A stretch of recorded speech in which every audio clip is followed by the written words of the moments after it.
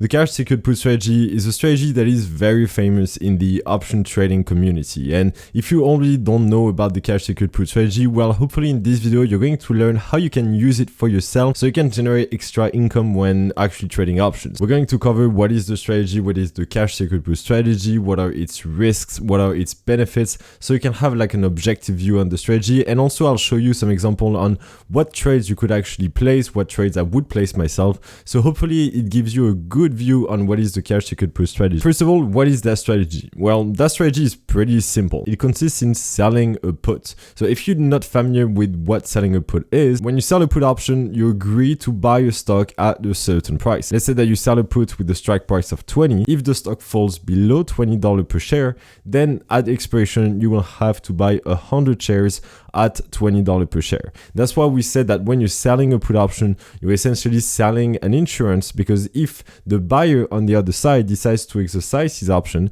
then you have the obligation to buy 100 shares at the strike price that which you sold the put at. And we call that the cash secured put strategy because it not only consists in selling a put, but when you sell that put option, we call that cash secured because you need to have the cash in your account to be able to cover what we call the assignments. The assignment is when your put expires in the money, or if the buyer decides to exercise his put option, then you have the obligation to buy 100 shares of the stock. If it happens, then we call that the assignment. And to be able to do the cash secured put strategy, as I said, you need to have the cash ready to buy the shares if you had an assignment coming. That's why we call that cash secured, because you secure the put that you sell with cash. And to be able to fully understand what are the benefits of selling a cash secured put, let's take an example so it's clear. Let's say that you want to sell a put on the stock Carnival Corp from the ticker CCL. Well, if we look at the chart and let's say that you judge that this is a good stock that you want to sell a cash secured put on, and by the way, I will tell you some tips at the end of this video.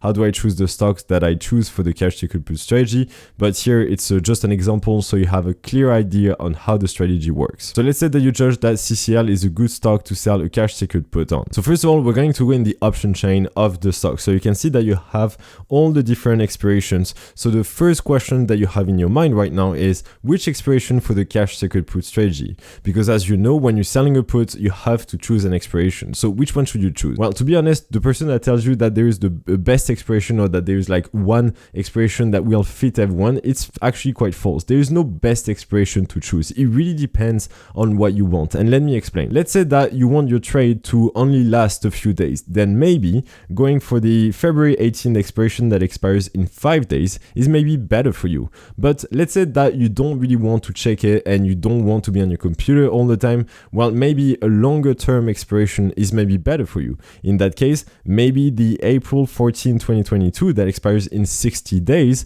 maybe that expiration is better for you because it's on a longer time frame and you won't need to check the stock every single day like in the February 18th expiration where it's going to be more short term. The difference really between, like, for example, the February 18th expiration, the first one, and a more longer term one is that the premium that you're going to collect when you're selling that put option is going to be a lot different. And let me show you. For example, if we go in the February 18th expiration and let's say that you want to sell a put option at the 20 strike, at this strike, meaning that you're going to sell a put option on CCL, and if we look at the chart, the 20 strike is right there.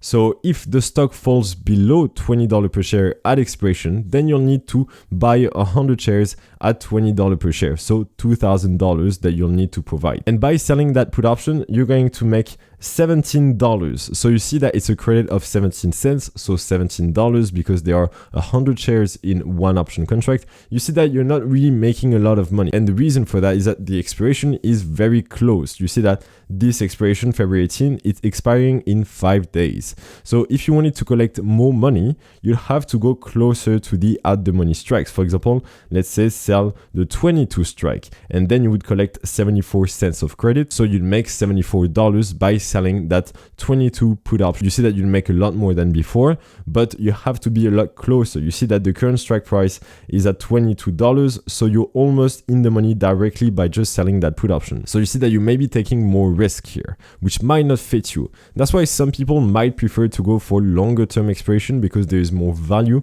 The premiums are bigger. For example, if we look in the April expiration, you can see that now if you decide to, let's say, sell the 20 put option, you're going to collect a credit of $1.21. which means $121 as a premium that you're collecting. You see that it's much bigger. It's more than 10 times what you were collecting in the previous expiration that we just looked at. But of course, the time between now and expiration is a lot longer. You see that before we had 5 days, now we have 60 days. So you're going to have to wait 60 days, but you're going to make a lot more money by selling that $20 put option. But you see that there is not necessarily a right or wrong answer when it comes to choosing the expiration. Like, it's more like, what do you want? Do you want it to be more like longer term? Do you want it to be like closer in terms of dates? It really depends on you. Personally, I like to go for more longer term expiration, because if I sell the put option, then I want to be fairly paid for that. And for example, $1.20, so $121, it's a very good deal, knowing that if the stock goes against me,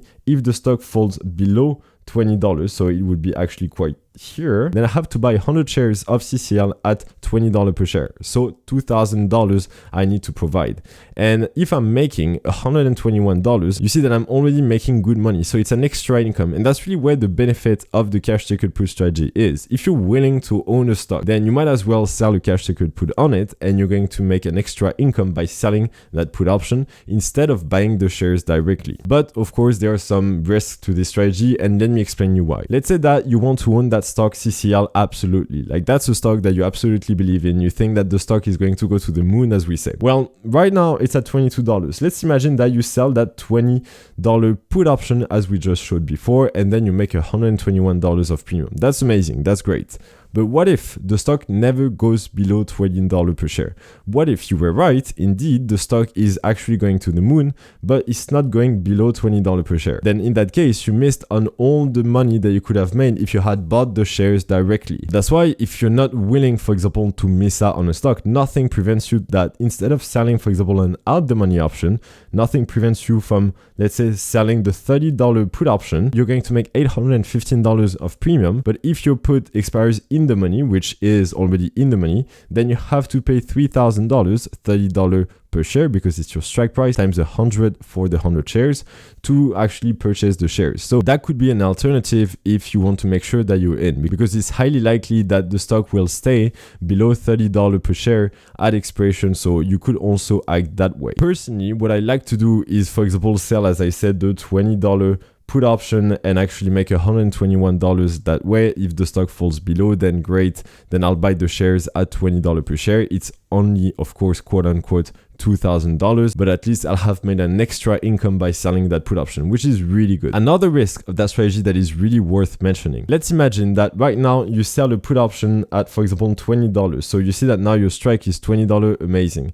Imagine that the stock is going up and your put expires worthless, but you still want to own that stock. So you sell another put option. But now, because the stock went up, you're going to have to sell a put option at a higher strike so as to make sure to collect more credit, a decent credit. Because as the stock is going up, you have to sell put options that are closer to the current stock price so as to make sure that you actually collect a decent credit when selling a put.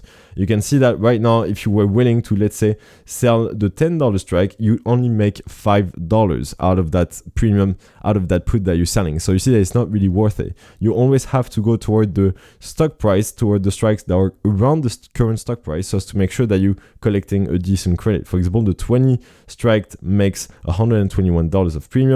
The 17.5, you would collect 50 cents of premium. So you see that it decreases quite quickly. So if the stock continues going up and you actually never buy the shares, you never assign, then you're going to sell puts at a higher and higher price because now you're increasing your strike. And let's say that you had, for example, sold a $31 put option and now the stock goes down, then you're actually left, with the shares that are actually worth less and less, and you're going to lose money. So you need to make sure that you have maybe your limits. For example, let's say that on CCL, you're not going to sell put options that are above 26, for example, dollar per share. That could be something. And all below, you're going to continuously sell put options until you're being assigned. That's something that you could do, for example. Now, a tip that I want to give for those that like to try this strategy, this cash secured put strategy, is that you should choose a stock that you want to own. Ideally, if you're going for that strategy, then try to at least sell a put on a stock that you wouldn't mind owning. And the reason is, if let's say that you get assigned, you have your shares, and now the stock starts falling, it's like decreasing by like 50%, well, you might as well own shares of a stock that you like, because you don't want to be left with a bag of shares of the stock that you don't even like. So that's why always go for stocks that you like, are within your purchasing power, because of course, if you buy 100 shares of Tesla, it's going to be like 100 grand spent versus, for example, CCL, that is only 2 grand spent to buy 100 shares. So you have to adapt to what you can actually afford to and what fits you in terms of which stocks do you like. And I think you'll be good. Please make good and informed decisions. I'll see you in the next video. And in the meantime, I wish you all the best.